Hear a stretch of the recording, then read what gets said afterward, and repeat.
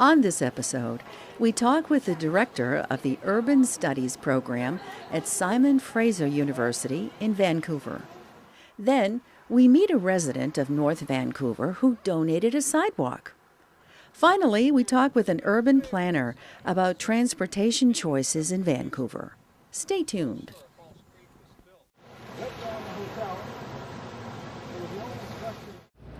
We're in Vancouver, British Columbia, talking with Anthony Pearl, who's director of the Urban Studies program at Simon Fraser University. What is the Urban Studies program? Well, it's an interdisciplinary program that tries to figure out why cities work and how to make them work better. And we have 80 master's level students who are working on those questions from many different perspectives, including transportation, but housing, land use, social and economic development. What are some of the major trends coming up in the next decade or two that are going to have a big impact on how we do our cities? Well, we're reaching the end of cheap energy, and that's going to be a major driver. Our cities have grown outward rather than upward for the most part. Vancouver's a bit of an exception. Because energy was cheap and movement was cheap and materials to do that were also cheap. So in our transition for climate and energy futures, we're going to need to find more efficient ways of doing things. And cities, when they are dense, compact, and walkable, are among the most efficient way to have humans live and work and play together. What's Vancouver done right that might give it a little edge going into the future with these changes coming up? Well, to begin with, we're starting from a position of strength because Vancouver didn't do some of the wrong things that set lots of cities in a deficit position regarding livability and sustainability. The first thing that we didn't do wrong was build an urban expressway system through the city like Seattle and even Portland and San Francisco did. It's taken Portland and San Francisco decades to just start reclaiming some of the space that was messed up by putting in urban highways, and we didn't have that. So this downtown was always livable from day one, and it's become more livable as developers have come in and seen the potential with the natural environment and the livable street grid that allows people to live, work, and play within walking distance. So we've had 1,100 buildings since 1986 built in the downtown that are over 20 stories high. Now, New York and Chicago had those kinds of numbers back in the 1920s, but in the late 20th century, there was no city in North America that was doing what we did, which was building complex, well-designed, dense developments that had work and residential space and commercial space. And as a result, one of the things that Vancouver is unique in North America right now is that the human population is growing faster than the car population. That means that people are moving here with fewer cars, maybe one car per household instead of one car per person, or like myself and my wife, maybe we don't have a car at all, so that we just use our feet for most of our daily transportation. So how important are pedestrians and walking to a city like Vancouver, or the cities of the future as they become more like Vancouver? Well, pedestrian transportation is the lowest carbon mode of mobility, and we're going to have to start figuring out how to live more sustainably, and that means covering less distance with our own power, or at least covering less distance with lots of carbon emissions that are bad for the climate and expensive and unsustainable from an energy point of view. So it's quite feasible in Vancouver to live days, weeks at a time without needing a motor vehicle for personal transportation. Of course, we need a good freight logistics system and deliveries to make all that work. But when we don't have the streets clogged with gridlock from single-occupant passenger cars, we actually have more efficient deliveries as well that come from that, and more space for people to enjoy the urban design and the natural environment when it's not raining anyway. So we have a virtuous cycle, if you will, of having places that are built for people first and then other types of vehicles, and that attracts more people, more development, more resources, and I think other cities will get on this virtuous cycle, especially as the cost of energy keeps going up in both money and security terms as well. You get out into the suburban fringe of the Vancouver area,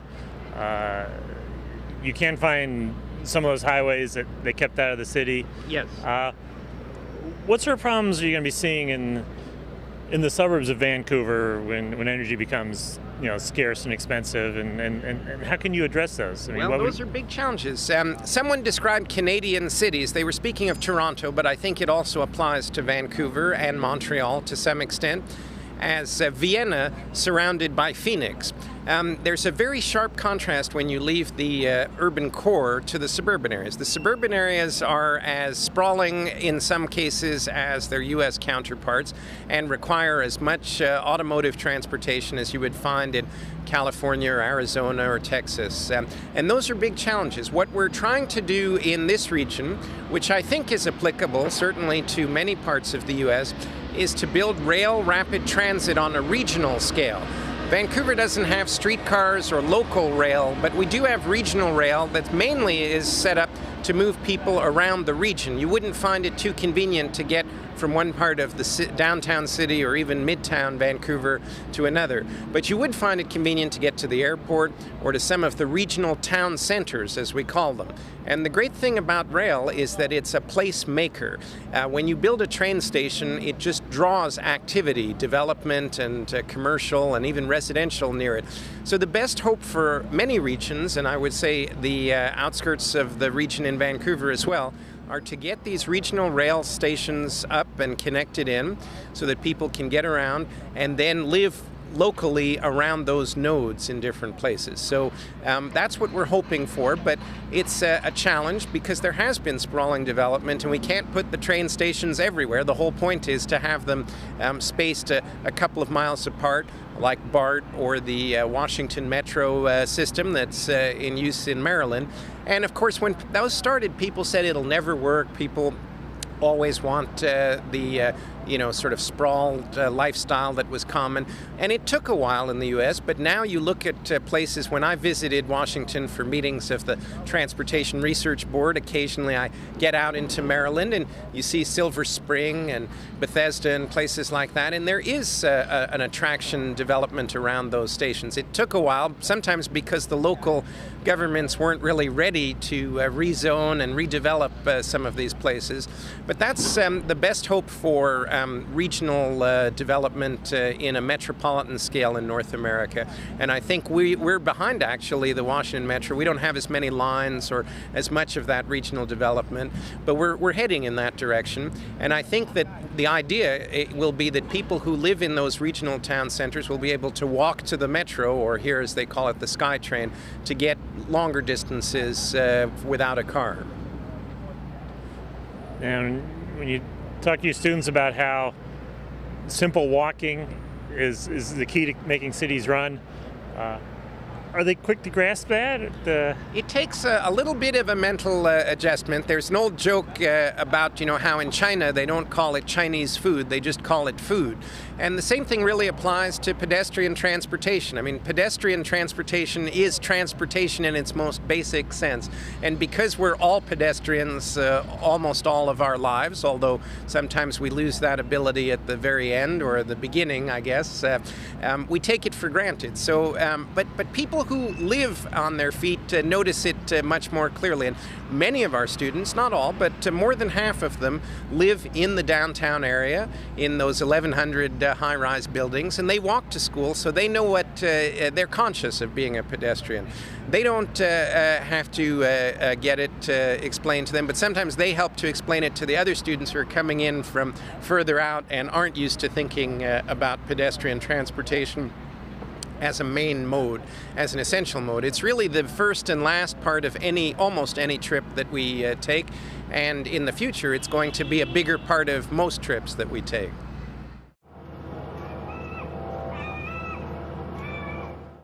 We're in North Vancouver talking with Dave Perfett.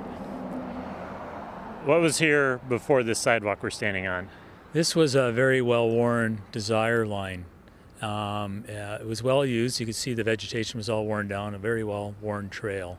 I used to call it the trail on the east side of St. George's. Why wasn't there a sidewalk here? Well, it's because the zoning changed to condo development in this block, and what happened is all the surrounding properties developed condos, but this frontage property never developed. It's just a duplex, a rental duplex. And so in 2004, I got tired of complaining, and so I went forward to the city and offered to cost share a 50-50 for 50 meters of sidewalk. And so the city agreed to it, and so we cost shared on it. So that was my small scale of philanthropy, and I felt really good about doing that. So some people donate a park bench, but you donated a sidewalk. That's right, exactly. And the beauty of giving a sidewalk is that I can actually do a walk by and see it. I know a lot of people like cut a check out to a cancer society or another not-for-profit organization, and you don't really know where the money goes when you give the check to them. They all do good work, and I'm not against those other not-for-profits, but one thing about giving the money to the city was that I can actually come by and see this sidewalk. It's a very hard asset, and I know where my money went. Now, people used to donating to charities, but how does Canada treat it when you donate to the government? Well, in Canada, the CRA, the Canadian Revenue Agency, views a gift to a Canadian municipality on par with a gift to a registered charity. So I was able to get a proper tax receipt from the Government of Canada for my income tax. And so the full cost of donating, I was able to recoup some of that without paying a lower tax rate. So do you other than walking out yourself, do you see a lot of other people using your little piece of sidewalk? Oh yes, yeah. Many people in the neighborhood here found out when I actually donated this. They were so thankful. And it was interesting because a lot of the politicians were always sort of caught off guard when they heard about that, because they're busy with their other issues or just unaware that there was people in the neighborhood that were actually quite aware of the missing section of sidewalk. But people just didn't really coalesce and bring it to a head politically, so it never really went anywhere. And I think lots of times there was minor random complaints that were diffuse, and the staff and the city didn't really pay heed to these complaints. Like quite often city councils need the council chamber to fill with a bunch of angry citizens before anything mobilizes. So there might be a long or a prolonged discontent that's not really recognized or dealt with properly. In this particular case, I think I already said, but about that the frontage here wasn't really redeveloped into a higher zoning density, and because of it being on a busier road, then it's less attractive for redevelopment because of the noise issues coming from the busy road, which is on a hill, so there is more engine noise. And so this property has less economics to be redeveloped.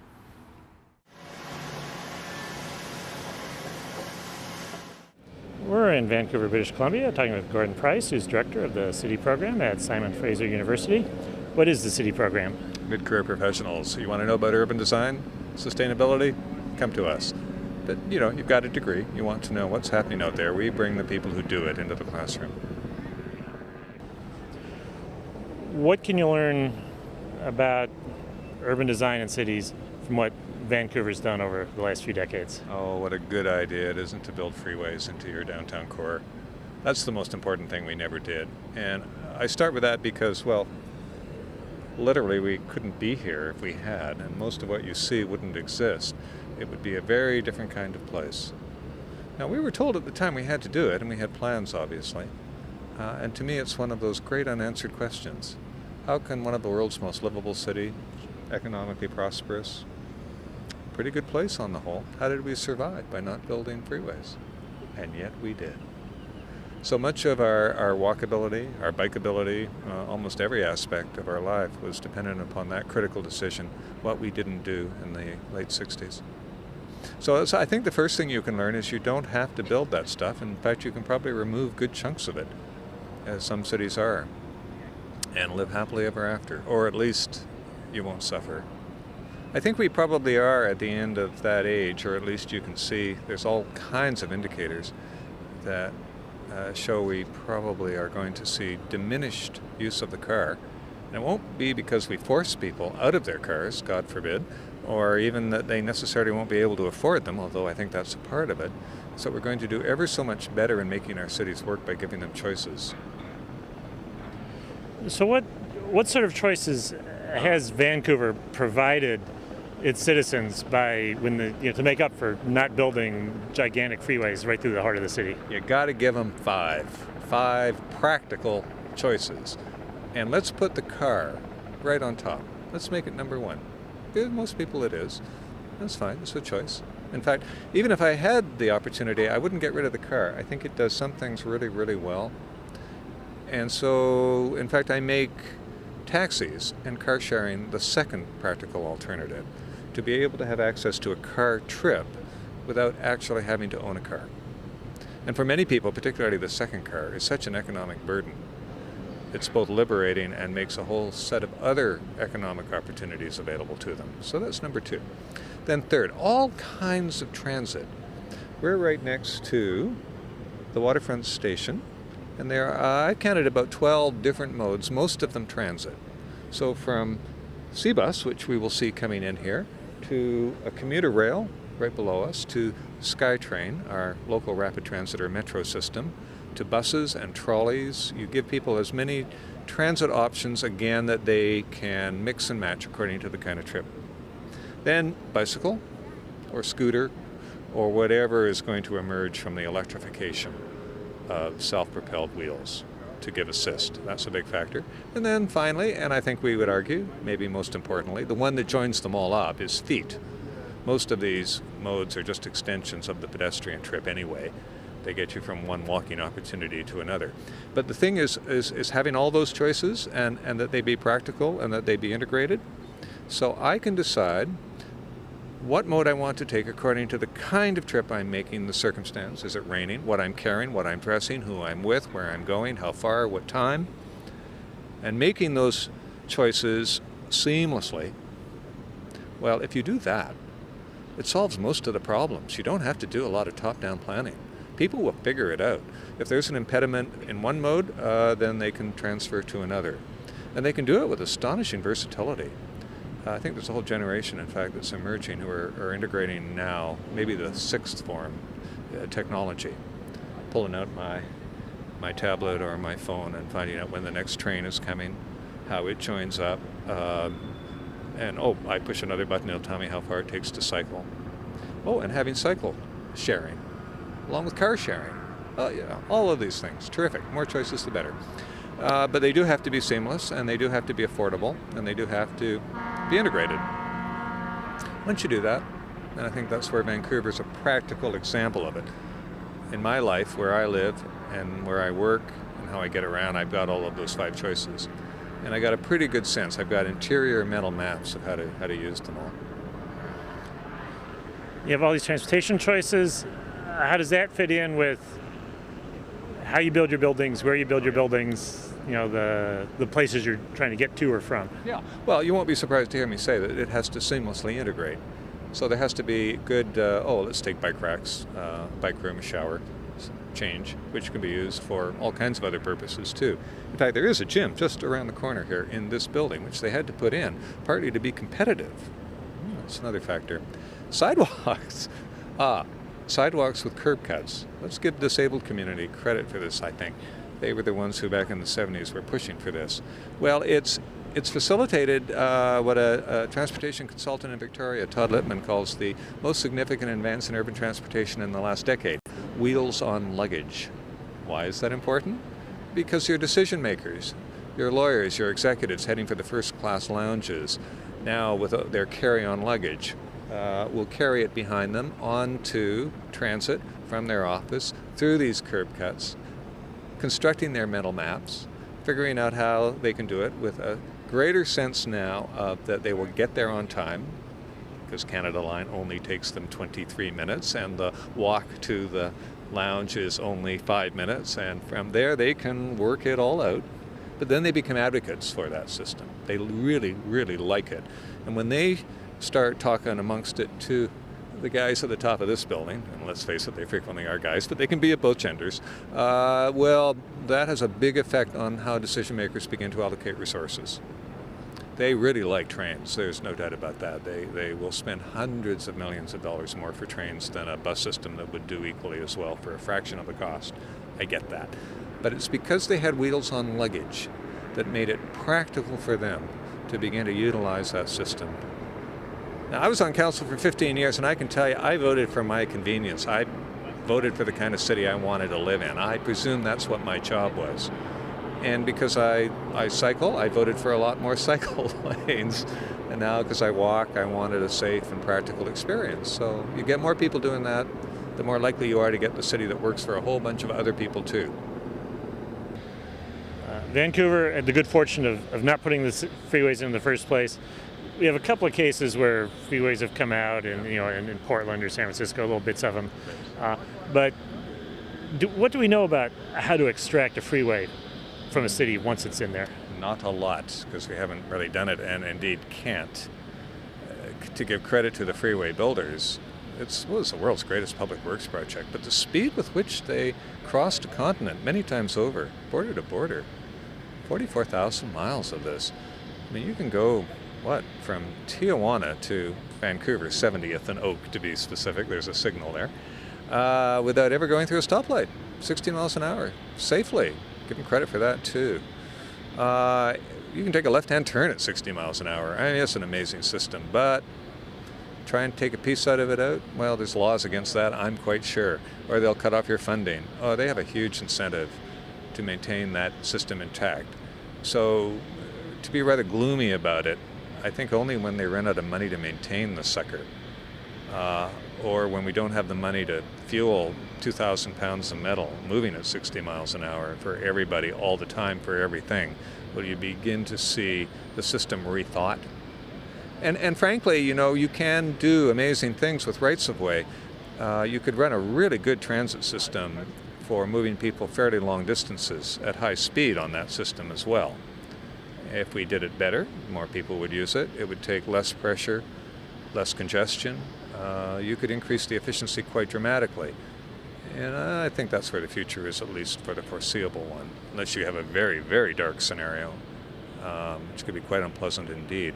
But I do think they're going to run into huge problems maintaining it. You think of the tens of thousands of bridges on that system alone, plus the fact of having to repave it. Oil, again, it all kind of goes back to oil. And even if we find another substitute, the idea of moving a single individual in 2,000 pounds of metal at 60 miles an hour, I don't care what the mode of energy is, you're going to run into a wall real fast. So that's the interesting strategic moment that I think we're in. The vulnerability of the system is so great that most decision makers, I think, are pretty much in denial about it. You throw in climate change, you add another level of denial, suggests to me that when change comes, it's probably going to come pretty fast, pretty brutally.